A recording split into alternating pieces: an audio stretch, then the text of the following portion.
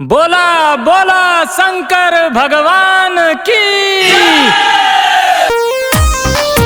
जब चूड़िया कंगन देवघर में, जब चूड़िया कंगन बाली देवघर में।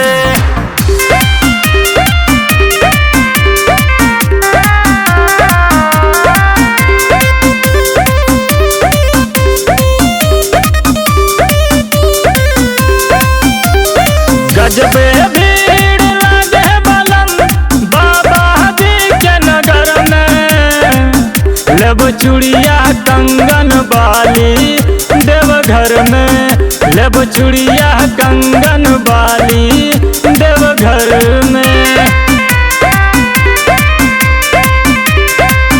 जब चूड़िया कंगन देवघर में, जब चूड़िया कंगन बाली देवघर में।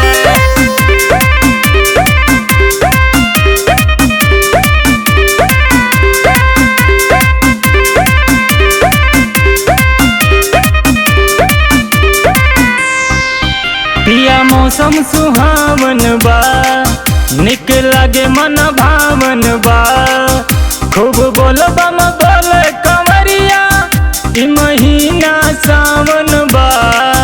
ई महीना सावन बा, ई महीना सावन बा। पिया मौसम सुहावन बा, निक लगे मन भावन बा, खूब बोल बम बोल कंवरिया, ई महीना सावन बा।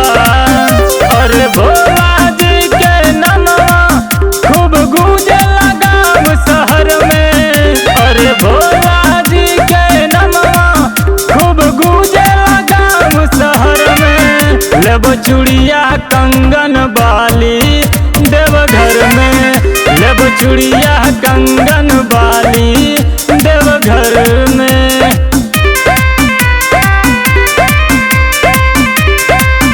जब चूड़िया कंगन देवघर में, जब चूड़िया कंगन बाली देवघर में।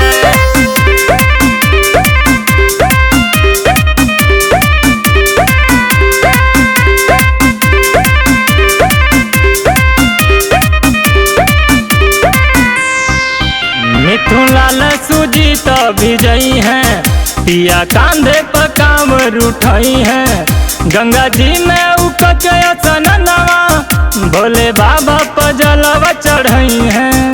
भोले बाबा पर जलवा चढ़ाई है, भोले बाबा पर जलवा चढ़ाई है। मिथुन लाल सुजीत विजयी हैं, पिया कांधे पर कांवर उठाई हैं, गंगा जी में उकच सननवा, भोले बाबा पर जलवा चढ़ाई हैं। और सुनाय पावन सजनवा होई नाही परम सफर में, और सुनाय पावन सजनवा होई नाही परम सफर में। लेब चूड़िया कंगन बाली देवघर में, लेब चूड़िया कंगन बाली